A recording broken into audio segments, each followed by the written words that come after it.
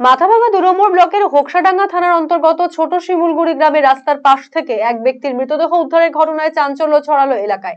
স্থানীয় ও পুলিশ সূত্রে জানা গিয়েছে, মৃতের নাম তরুণ বর্মন। মৃতের ভাই বলরাম বর্মন জানায়, দাদা নিখোঁজ ছিল, পাশেই তার শ্বশুরবাড়ি, হয়তো সেখানে গিয়েছিল এমনটাই ভেবেছিল পরিবারের সদস্যরা। কিন্তু দীর্ঘক্ষণ খোঁজাখুঁজির পর তার দাদার খোঁজ না পাওয়ায় তারা আজ সকালে থানায় লিখিত অভিযোগ দায়ের করবেন এমনটাও ভেবেছিলেন। যদিও সকালেই তার মৃতদেহ উদ্ধার হয় জাতীয় সড়কের ধার থেকে।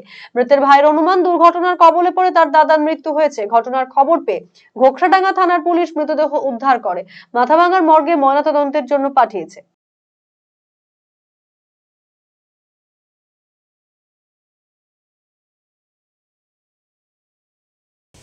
আমার দাদা হসপিটাল মোড় থেকে হেঁটে হেঁটে আসতেছিল, তো গাড়ি নিয়ে যায়নি, গাড়ি রাখছিল বাড়ির পাশেই, গাড়ি রাখছিল রাস্তাতে।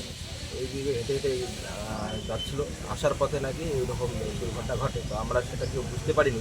তারপর আমরা রাত্রে খবর করে দেখি যে ও বাড়িতে আসেনি। আর আমরাও একটু অতটা টেনশন করতাম না। ও বাড়ির শ্বশুরবাড়ি যেহেতু পাশেই, বাড়িতে না থাকলে শ্বশুরবাড়িতে থাকে, শ্বশুরবাড়িতে না থাকলে বাড়িতে থাকে, একটা এরকম কেউ এর জন্য টেনশন চিন্তা করেনি।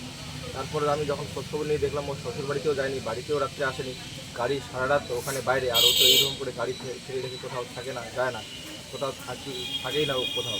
তো তখন আমাদের সন্দেহ হয়, আমরা তারপর খোঁজাখুঁজি শুরু করি, রাত্রেই খোঁজাখুঁজি করি। আজকেই আমরা থানায় মিসিং কমপ্লেন করতাম।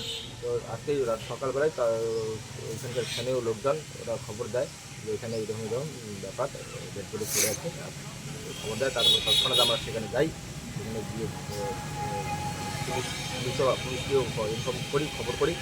তারপর পুলিশ ওখানে গিয়ে আমরাও শনাক্তকরণ করলাম যে হ্যাঁ, এটা আমার দাদাই হয়। নর্মালি দেখে যেটা মনে হচ্ছে অ্যাক্সিডেন্টই হয়েছে, এটা অ্যাক্সিডেন্টই হবে। তারপর এখন মৃতদেহ পোস্টমর্টমে তো বোঝা যাবে ব্যাপারটা কী আছে।